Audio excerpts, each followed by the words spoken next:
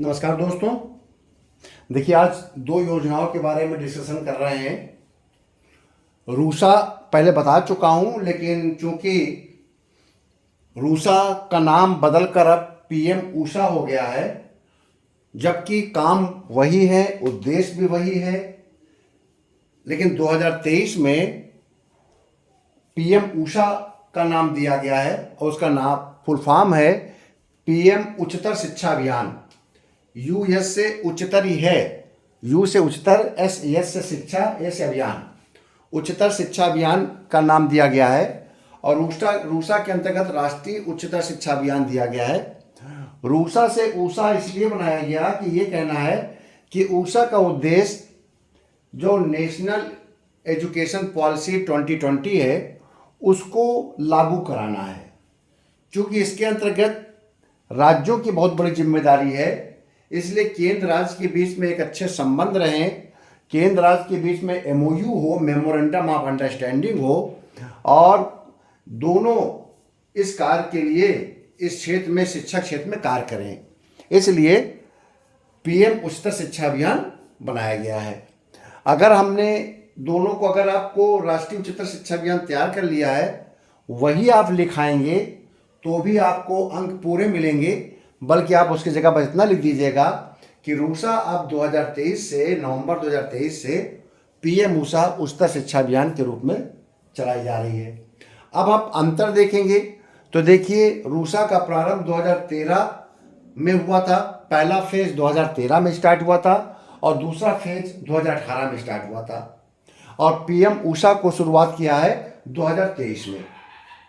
प्रकृति दोनों ही केंद्र प्रायोजित हैं, दोनों ही सेंट्रल स्पॉन्सर्ड स्कीम्स हैं, और दोनों का उद्देश्य उच्च शिक्षा में पहुंच, समानता और आधारभूत ढांचा का विकास है। पहुंच का मतलब एसेस, समानता का मतलब इक्विटी, आधारभूत ढांचा का मतलब है इंफ्रास्ट्रक्चर डेवलपमेंट। मतलब सब तक शिक्षा पहुंचे, इसी से बनता है GER। आपका जो इनरोलमेंट रेशियो है, ग्रॉस इनरोलमेंट रेशियो, उसका आशा है कि आप पहुंच 27-28% तक, हमारे यहाँ पर स्नातक और परस्नातक तक लोग पहुंच जा रहे हैं।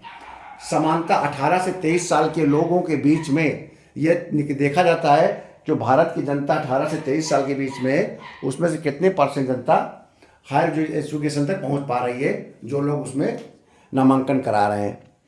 अब क्या है उद्देश्य पीएम ऊषा में? गुणवत्ता सुधार, क्वालिटी इंप्रूवमेंट करना है। डिजिटल शिक्षा है, डिजिटलाइजेशन हो ही रहा है। देखिए, मैंने बगल में एक दूसरी योजना डिजिटल भारत के बारे में डिस्कशन किया है, इसलिए मैंने किया है। हो सकता है निबंध के रूप में आ जाए डिजिटल इंडिया, तो आपको अगर इतना मटेरियल मिल जाएगा तो आप काफ़ी विस्तार दे देंगे। दूसरा उद्देश्य इनका नवाचार का है।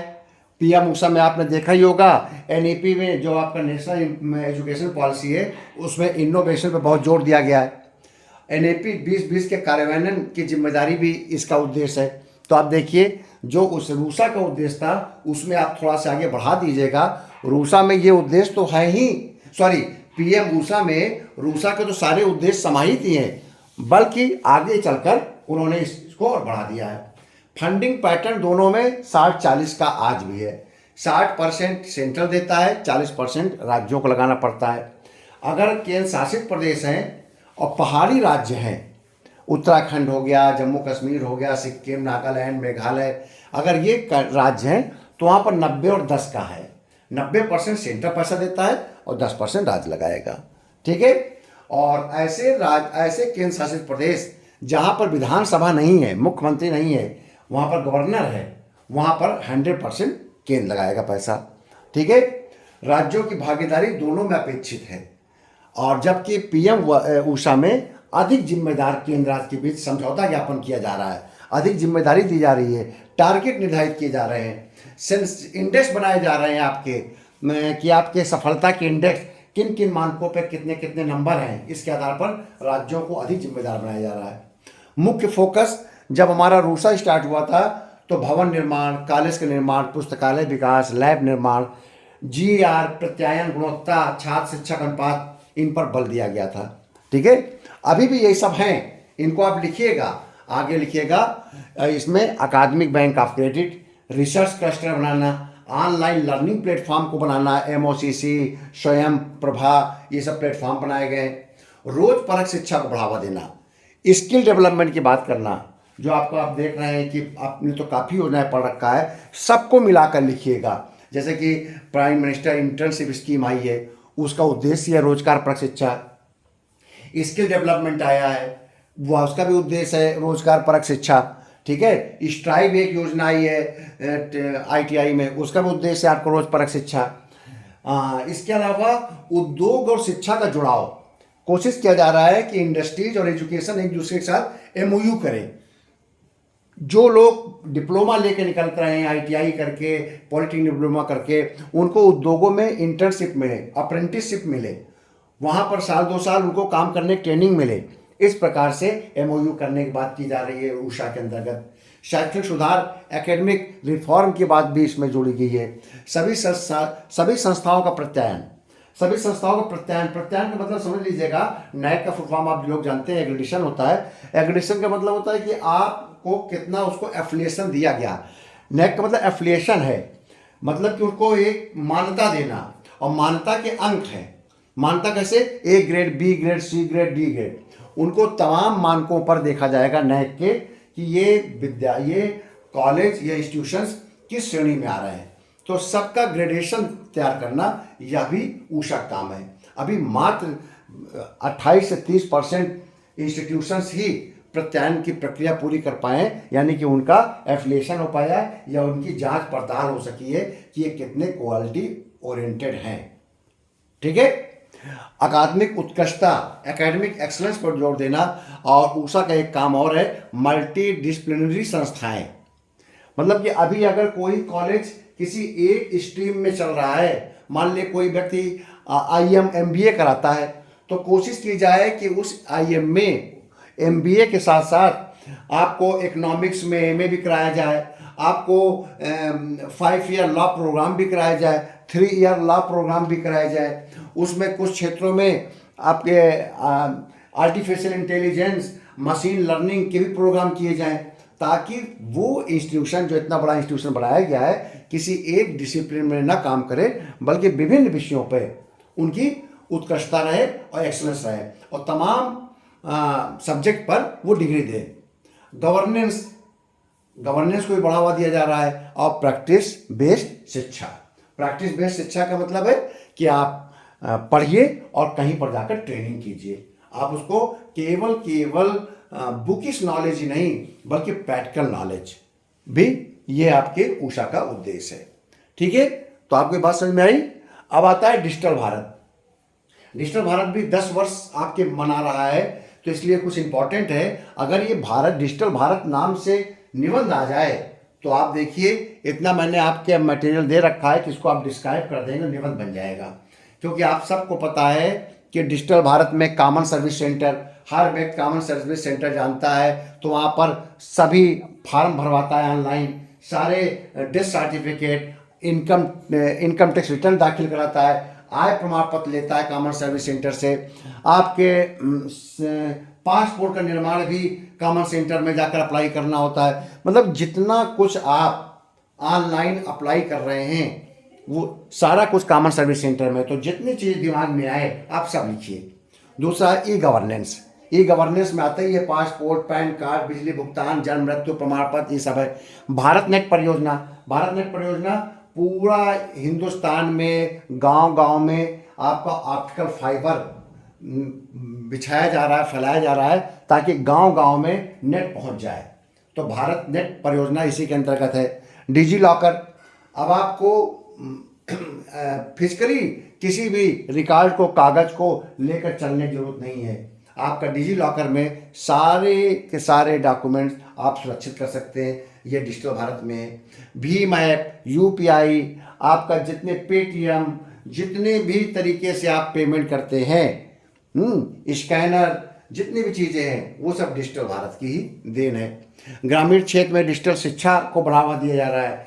स्वास्थ्य के, बैंकिंग की, आप देखिए, चाहे आयुष्मान कार्ड हो, चाहे कोई भी कार्ड हो, आपके सारे के सारी सुविधाएं आपको ऑनलाइन डिजिटल में जाकर करना पड़ता है। डिजिटल भारत का एक यह भी एक पर्पज, आप जो लोग परचेजिंग कर रहे हैं, जो आप शॉपिंग कर रहे हैं, जो आप विभिन्न ऐप का इस्तेमाल कर रहे हैं, ऊबर है आपका, ये सारा डिजिटलाइजेशन है।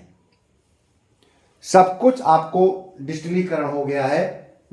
तो उसी के माध्यम से कुछ भी फिजिकली आपको जाकर फ़ोन करने की ज़रूरत नहीं है, किसी प्रकार का पहुंच कर आपको आवेदन करने की ज़रूरत नहीं है, बल्कि कंप्यूटर में ऐप के माध्यम से आप उन सब चीज़ों को कर सकते हैं। सभी विभागों की वेबसाइट है, उस वेबसाइट के माध्यम से आप अपनी बात कह सकते हैं। ईमेल है, सुविधाएं हैं, तो ये सब डिजिटलाइजेशन है, डिजिटल भारत है। एआई का इस्तेमाल हो रहा है, मशीन लर्निंग का इस्तेमाल हो रहा है, तकनीकों का प्रयोग हो रहा है। इसका उद्देश्य क्या है, स्ट्रेटजी क्या है डिजिटल भारत की? देखिए नीचे एक शॉर्ट फॉर्म लिखा है, IT plus IT plus IT, Indian talent plus information technology और प्लस आपका इंडिया ऑफ टुमारो। जब इंडियन टैलेंट के साथ इंडियन टेक्नोलॉजी मिल जाएगी, इंफॉर्मेशन टेक्नोलॉजी मिल जाएगी, तो इंडिया ऑफ टुमारो हो जाएगा। और ये डिजिटल भारत की स्ट्रेटजी है। ठीक है, तो आप इस प्रकार से दो आपको योजनाओं के बारे में बताया। ये योजनाएं, ऐसा नहीं कि योजना आएगी तभी आप लिखेंगे। अगर आप अच्छे स्टूडेंट हैं, अच्छे अभ्यर्थी हैं, और आपको ये फैक्ट आपके जहन में रहा, दिमाग में रहा, तो इसका इस्तेमाल जब आप पेपर दे कर आएंगे और जब मैं पेपर को सॉल्व कराऊंगा तब आपको याद दिलाऊंगा कि आप कौन सा मटेरियल कहाँ लिख सकते थे। तो आप सोच के रखिएगा कि जब ये डिजिटल भारत पर निबंध आएगा तो आप लिखेंगे, जब ये योजना आ जाएगी डिजिटल भारत में तो लिखेंगे, जब आपका कोई भी निबंध आ जाए भारत का 2047 का भारत, विकसित भारत, तब आपको डिजिटल भारत पे लिखना है। तब आपको ये NEP 2020 पे लिखना है। ये सारा, कोई भी ऐसा निबंध आता है जिसमें विकसित भारत और सपनों का भारत की बात करता है, जैसे हम लोग पहले तमाम निबंध पढ़ते थे, मेरे सपनों का भारत, तो वही भारत है विकसित भारत 2047। तो आपने जितनी योजनाएं पढ़ रखी हैं, जितनी याद कर रखी हैं, चाहे आप उज्ज्वला योजना हो, मनरेगा योजना हो, इन सबको आप महिला सशक्तिकरण के द्वारा, इंक्लूजन के द्वारा, समावेशी विकास के द्वारा, सस्टेनेबल डेवलपमेंट के द्वारा आप इन सबको एक निबंध में समाहित कर देंगे।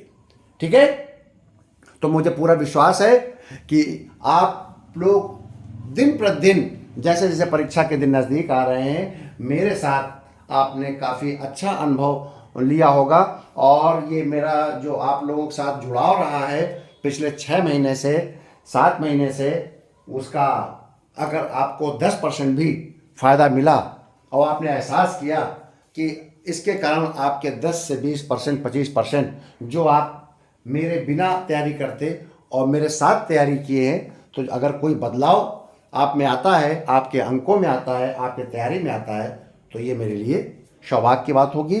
क्योंकि मेरा उद्देश्य आप लोग के साथ जुड़ने का केवल यही रहा है कि आप इस परीक्षा के बारे में, क्योंकि इस परीक्षा के बारे में बहुत कम जानकारी है लोगों के पास, इसलिए इस परीक्षा में जाने के बाद आपको ये न लगे कि हमारे पास अगर मटेरियल होता, हमारे पास यदि कोई इस परीक्षा के बारे में जानकारी देने वाला होता, तो हम इस परीक्षा को और अच्छा कर सकते थे। और अब तो समय निकल गया है, अगली परीक्षा 3 साल 4 साल बाद आए पता नहीं, क्योंकि यह एक बहुत ही गोल्डन चांस है और इस चांस को आप जाने मत दीजिएगा। आपको कोई समस्या हो, किसी टॉपिक पर हो, अभी भी 7 दिन से 8 दिन का समय बचा है, अधिक से अधिक कमेंट्स करिए।